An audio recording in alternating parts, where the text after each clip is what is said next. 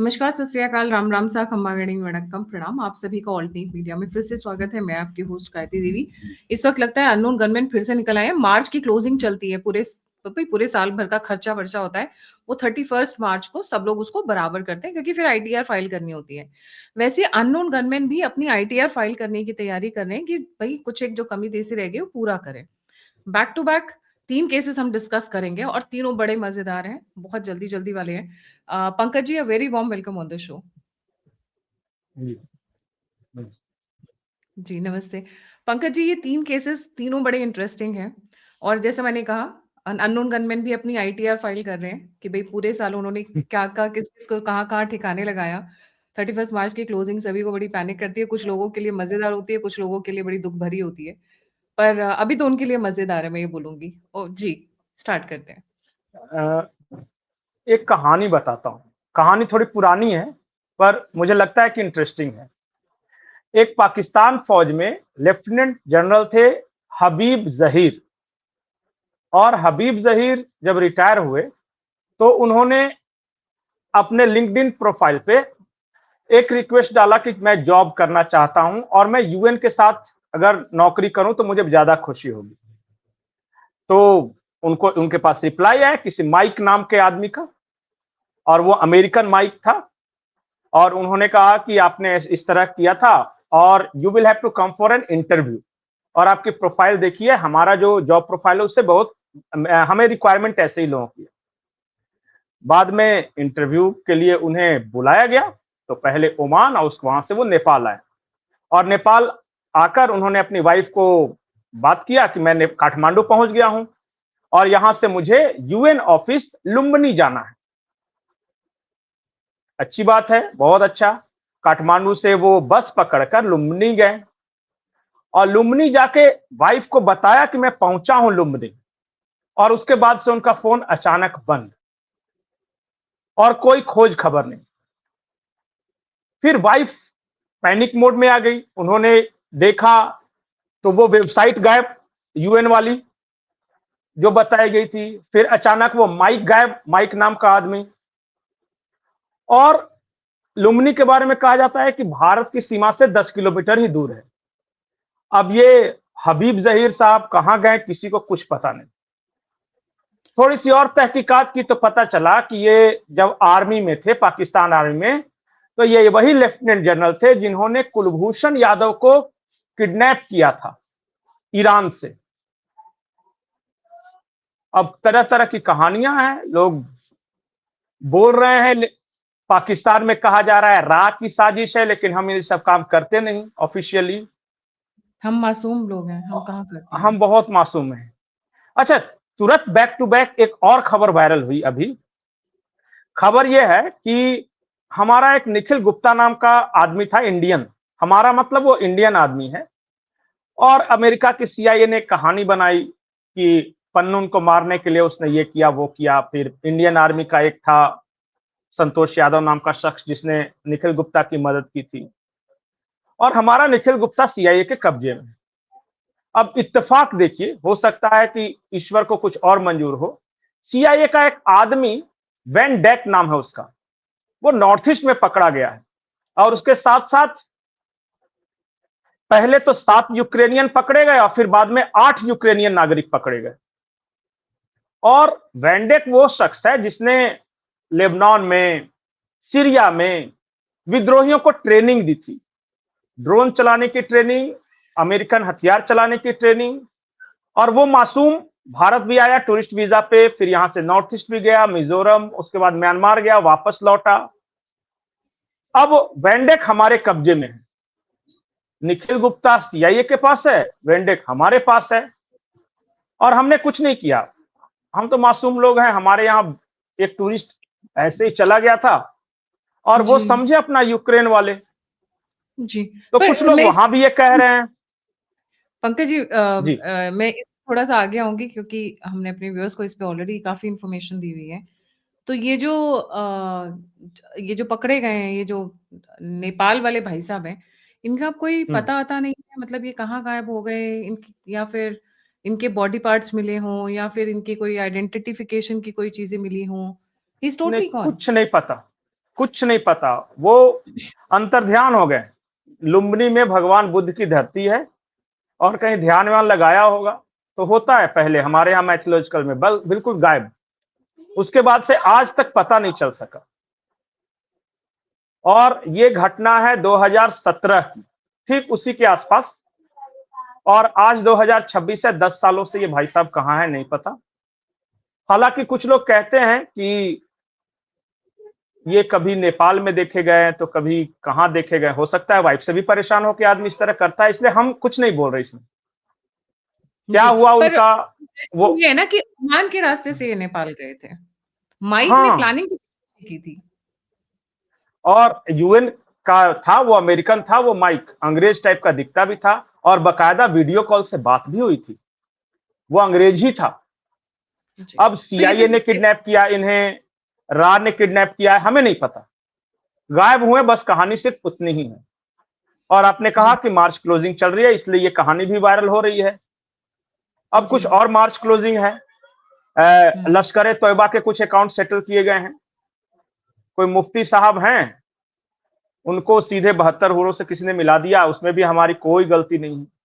कराची में मतलब कि रेगुलर बेसिस पे डिस्पैच किए जा रहे हैं। अब तो हुरे भी कह रही है कि थोड़ा धीरे धीरे, इतनी जल्दी जल्दी सप्लाई ठीक नहीं है। तो यही कुछ चल रहा है। अब पाकिस्तान वाले तो कहते हैं कि इसमें रा की साजिश है, और वो सारे भिखारियों को कराची वाले को पकड़ रहे हैं, कोई ओवर ब्रिज के नीचे से, कोई गटर से। अब क्या कर सकते हैं, वहां पैनिक है, तो भारत की तो इसमें कोई गलती है नहीं। एक और जी, इंटरेस्टिंग बात है, एक फिल्म आई थी बेबी, उसमें एक डायलॉग है, छोटा सा डायलॉग है, जिसमें वो किसी ने पूछा था कि ये रॉक क्या है, न इसका कोई वर्दी है, न नारा है, न वारक्राई है। और उसके बाद वो जो डायलॉग बताया राव वाले ने, मुझे लगता है मुझे बताना यहाँ उचित नहीं है, दर्शक ढूंढ लें, बड़ा इंटरेस्टिंग जवाब है वो। रॉक क्या है, और बस वो बेबी का वो सीन याद कर लें, यही होता है। और पाकिस्तान वाले की दिक्कत यह है कि वहां कुछ भी होता है तो कह देते हैं रा की साजिश है, जबकि हमने तो कभी कुछ किया नहीं। हमारे लोग न अफगानिस्तान में है, न पाकिस्तान में है, न ईरान में है, कहीं नहीं है। तो यही सब कुछ कहानियां हैं जो चल रही हैं। और एक और फिर केस अब जी जी। एक और केस आया है, लश्कर ए तैयबा का फाइनेंसर करी अब्दुल रहमान। अच्छा, ये हम्म। मुफ्ती आबिद की क्या मतलब क्या खासियत थी, मतलब इनकी क्या स्पेशलिटी थी जो ये ये आईटीआर भी निपटाते अननोन गनमैन ने लिखा था अ, जी, ये भाई साहब ट्रेनर थे। ट्रेनर का मतलब होता है, इनके जिम्मे ये काम था कि पाकिस्तान में कम उम्र के लड़कों को वो बकायदा वो बताते थे कि तुम जिहाद करोगे तो क्या फायदा होगा, यानी रेडिकलाइज करते थे, और फिर वो अपने कैंप में लाकर और कश्मीर में या भारत में जिहाद के लिए उनको ट्रेनिंग देते थे। और इन्हीं के जिम्मे ये पूरा ये इंचार्ज थे वहां पे। और वो जो फाइनेंसर साहब थे, वो अपना एक बैंक चलाते हैं, और कहा जाता है कि बाहर से बहुत पैसा उनके पास आता था, और पाकिस्तान में चंदे वगैरह थे, मतलब कि हाफिज सईद के रिश्तेदार थे, और कहा जाता है कि लश्कर तोयबा को ये फंडिंग वगैरह किया करते थे। और यही वो शख्स थे जो कि लश्कर तोयबा का जो हेडक्वार्टर मुरीदके में जो बर्बाद किया गया था, उसके बाद एक नए बिल्डिंग बना रहे थे वो सब, उन्होंने शिफ्ट कर लिया था यहाँ से कि पीओके में नहीं रहेंगे या बहावलपुर में नहीं रहेंगे, क्योंकि भारत मारता है। तो हम खैबर पख्तूनख्वा इलाके में एक अंडरग्राउंड स्ट्रक्चर तैयार कर रहे थे, तो काफी इनका पैसा वगैरह लगा हुआ था उसमें। अब क्या कीजिएगा, अल्लाह को कुछ और मंजूर होगा, ये बीच में ही चल दिए। तो इन इन दोनों की यही प्रोफाइल है अभी। और पाकिस्तान में तरह तरह की बातें हैं इसे लेकर। एक पत्रकार है वहां पे, नजम सेठी साहब, उनका तो कहना है कि ये सब कुछ रा करवा रहा है, और पाकिस्तान के बड़े बड़े ओहदों पर रा के लोग शामिल हैं। और उन्होंने उदाहरण दिया है अल्ताफ हुसैन का, मुत्तहिदा कौमी मूवमेंट, वो जानते होंगे लोग जो 90 के दशक की राजनीति जानते होंगे। मुहाजिरों का एक पार्टी थी जो एक जमाने में पाकिस्तान की तीसरी सबसे बड़ी पार्टी बन गई थी। तो ये नजम सेठिया का कहना है कि वो रॉ का क्रिएशन था वो पार्टी। अब कल को जाके ये न कह दें कि नवाज शरीफ की पार्टी भी रॉ का क्रिएशन है, या इमरान खान की पार्टी भी रॉ का क्रिएशन। उन लोग कुछ भी बोलते हैं। अगर हम इतने सक्षम हैं कि आपके यहाँ पॉलिटिकल पार्टियां बनाकर उसका प्रधानमंत्री बना सकते हैं, तो फिर तो कुछ कहना ही नहीं। जी। एक और केस सुनने में आ रहा है, दिस इज अबाउट कारी अब्दुल रहमान। ये इनकी वीडियो बड़ी वायरल हो रही है। फाइनेंसर हुआ करते थे एक समय पे हाफिज सईद जी। के, बहुत बड़े लेवल पे। जी। और कराची में वो अपने काउंटर पे थे। कल भी हमने बताया था कि किसी ने अचानक आया, दो आदमी और ये लोग काउंटर, पता नहीं किस चीज का काउंटर था, लेकिन वो वीडियो सचमुच में कराची में और इन ब्रॉड डे लाइट जिसको बोलते हैं। पाकिस्तान में आजकल इनके दिन अच्छे नहीं चल रहे, कोई भी इनको टपका के चला जाता है और फिर वो बड़ा अच्छा शब्द उसके लिए बोलते हैं, नामालूम अफराद। नामालूम अफराद ने ये काम किया, नामालूम अफराद ने वो काम किया। तो मुझे वो शब्द बहुत पसंद आया जो पाकिस्तानी इस्तेमाल करते हैं, जो हम अननोन गनमैन बोलते हैं, और वहां पे उसको नामालूम अफराद बोलते हैं। अब पता नहीं क्या होता है नामालूम का मतलब, तो मैं समझ पा रहा हूं कि जिसके बारे में कोई जानकारी नहीं है। ये अफराद कौन है जो कि इतने अफराद में वहां पे पाए जा रहे हैं और जहां दिल करे वहां मार रहे हैं। और फिर धुरंधर फिल्म आई है तो इसको लेके और चर्चा है। मैंने ये सुना है उस सर्च एंड सीजर वाले ऑपरेशंस बहुत ज्यादा चल रहे हैं पाकिस्तान में। जी, एक एक 21 मार्च को ही मारा गया है। बिलाल आरिफ सलाफी नाम है इसका, और ये मरकज तोयबा मुरीदके में प्रेयर कर रहा था। और उसकी कहानी बड़ी दिलचस्प है। मुझे लगता है सुबह सुबह 3 बजे का समय है। कुछ लोग आते हैं और वो कहते हैं कि मुझे फजल की नमाज पढ़नी है। सुबह सुबह उनका 5 बजे होता है और मस्जिद आसपास कोई है तो किसी ने बता दिया, वो मरकज वाली जो मस्जिद है उनकी मुरीदके में। तो वहां जाते हैं, हाथ पांव आराम से धोते हैं और फजल की नमाज पढ़ रहे होते हैं, जो उनका 5 बजे के शायद होता है। तो ये जो बिलाल आरिफ थे वो खड़े हैं और बगल में एक जेंट्स और एक लेडीज, ये दो में से एक लेडीज एक जेंट्स है। और जैसे ही वो झुकते हैं नमाज पढ़ने के लिए, बाजू वाला कहता है कि चॉकलेट खाते हैं आप? इन्होंने कहा क्या बोल रहा है। उसके बाद पीछे से धाए और आगे से चाकू। और ये लश्कर तोयबा का हेडक्वार्टर के अंदर मुरीदके में ये मरकज है, और चुपचाप इत्मीनान से वो निकल जाते हैं। ये बिलाल आरिफ है। 21 मार्च को इनके साथ ये हादसा हो गया। हादसों का तरीका बड़ा अजब अजब है। एक खैबर पख्तूनख्वा में थे, वो भाई साहब ट्रेनिंग कैंप चलाते थे इसी तरह का कोई, हर हिजबुल मुजाहिदीन उसका नाम है उस ट्रेनिंग कैंप का। वो बार्बर शॉप में बैठे हुए थे। अब पता नहीं, दाढ़ी तो बनाते नहीं इसलिए बैठे हुए थे, लेकिन उस नाई ने इनका गला रेत दिया। अब नहीं, वो बताइए मूछे आदमी। मूछे बनाते हैं। वो दाढ़ी नहीं बनाते, अच्छा, वो मूछे हाँ मूछे मूछे बनाते हैं। हो सकता है उसके लिए होगा। अब नाई के बैठे कुर्सी पे, अब नाई को क्या पता नहीं क्या पसंद आ गया, और बाद में वो नाई मिला नहीं। वो नाई वहां से मात्र 3 महीने पहले से आके अपना सैलून खोले हुए था। उसके बाद वो नाई कहाँ गया, वो सैलून कहाँ गया, किसी को नहीं पता। तो बड़ी फिल्मी कहानियां हो रही है पाकिस्तान में और खौफ का माहौल है। पूरा फिल्मी चल जी। रहा है इस वक्त, राइट? एक से एक नामालूम अफराद हैं। एक उन्होंने स्टेटमेंट दिया था ना जो मेरे को बहुत अच्छा, ये व्यूअर्स ने ध्यान नहीं दिया है। अ, आदित्य धर की टीम ने बहुत अच्छी तगड़ी रिसर्च की थी। वन थिंग बिल्कुल। विच इज कॉमन बिटवीन राजी मूवी एंड धुरंधर इज, राजी मूवी में बार बार ये बोलते हैं पाकिस्तानी, अरे ये बड़ी डरपोक कौम है। तो ऐसा लगता है कि राजी मूवी से ये स्टेटमेंट उठाकर जब वो स्टार्टिंग के 5-10 मिनट्स के उसमें डाला गया ना, हिंदू एक डरपोक कौम है। तो अब हिंदू तो डरपोक ही कौम है, हम तो मासूम लोग हैं, हम बेचारे कहाँ करते हैं।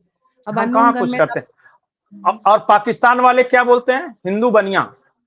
अरे वो तो हिंदू बनिए हैं, हम जंगजू कौम हैं। तो वो जंगजू हैं और हम बनिए हैं, तो इससे ज्यादा कुछ बोलना ही नहीं। What is जंगजू? जी। जंगजू क्या जंगजू होता है? जंगजू मतलब जो हमेशा जंग में जंगजू क्या रहता होता है, जो हाँ बहादुर, बहादुर कौम है। जंगजू कौम है मतलब हम हमेशा वॉर के लिए तैयार रहते हैं हम। और वो बोलते हैं कि हमें अंग्रेजों ने भी इतना प्राइज दिया था, और वो हिंदू बनिया कभी लड़ाई वड़ाई नहीं करना चाहता, तो हमारे सामने कहाँ टिक सकेगा। हम जज्बे वाली कौम है, हम जंगजू कौम है, इस तरह के। अब उन्हें क्या पता था कि बनियों में भी कुछ नामालूम अफराद भी होते हैं। तो हो गया जी, हादसा कभी कभी। जी। और मुझे काफी अफसोस है, खास करके वो भाई साहब जो लेफ्टिनेंट जनरल थे, उनकी पत्नी अब 2017 से ये है, 10 साल पाकिस्तान में किसी भी महिला के लिए काफी होता है। पति नहीं है, बाकी सब समझ ही रहे हैं। बिल्कुल सही। Thank you so much Pankaj ji. और अभी देखिए 36 घंटे बाकी हैं 31 मार्च को खत्म होने में, क्योंकि आईटीआर फाइल होती है एंड आई एम श्योर इनकी भी आईटीआर, क्योंकि भाई हमारा भी नया साल 1 अप्रैल से ही मनाया जाता है, जो फाइनेंशियल ईयर माना जाता है। तो लेट्स सी, और भी 1-2 डेवलपमेंट्स आती है, यहीं पे इनकी आईटीआर क्लोज हो जाएगी एंड फिर नया साल शुरू होगा। Will keep our fingers crossed. Thank you so much for joining. जाने से पहले व्यूअर्स से रिक्वेस्ट है, please don't forget to like, subscribe and share the alternate media. And अगर आप मुझसे जुड़ना चाहते हैं तो सभी लिंक्स डिस्क्रिप्शन बॉक्स में हैं। आप मेरी मदद करना चाहते हैं, सहायता करना चाहते हैं, तो नंबर और यूपीआई पे आप मुझे कंट्रीब्यूट डोनेट कर सकते हैं। Don't forget to file your ITRs. कल 31 मार्च है। इसी के साथ जय हिंद, जय श्री राम, हर हर महादेव।